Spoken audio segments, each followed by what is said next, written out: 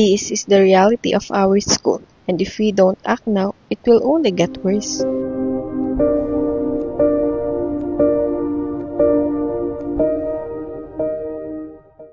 Let's talk about what happens before we throw our trash away.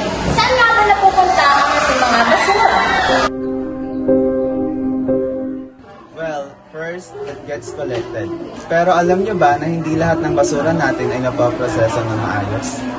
Some of it ends up here, stuck in our own environment.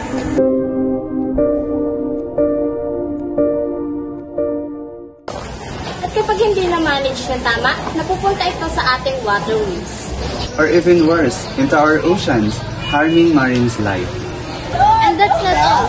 Burning trash releases toxic chemicals into the air, affecting not only our environment but also our health. Imagine this. If we don't start managing our waste properly, our campus will turn into a dump site, and it's not exaggeration. Araw-araw ganito ang trabaho namin. Kahit anong linis sa umaga, bago magtanghali, punong-puno na naman ng basura ang hallway at canteen.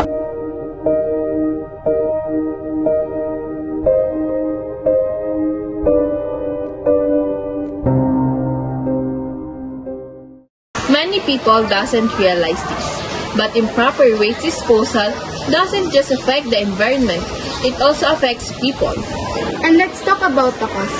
Do you know how much schools spend just to manage the waste?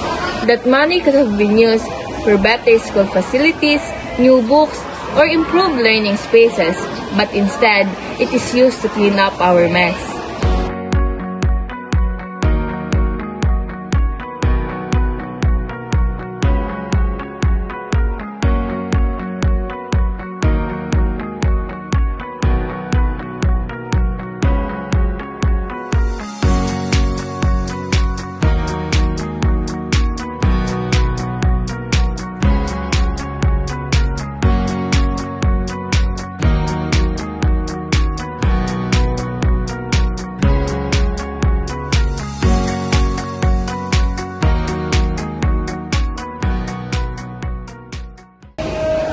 See, change doesn't have to be big.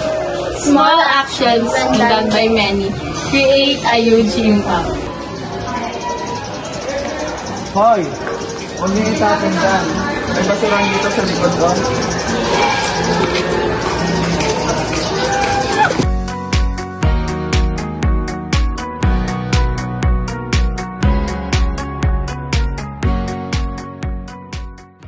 Go! Challenge namin kayo. Gawa ng kahit isang eco-friendly gawain sa loob ng isang araw.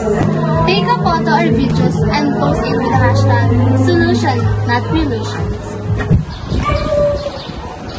Let's prove that we are part of the solution, not the pollution.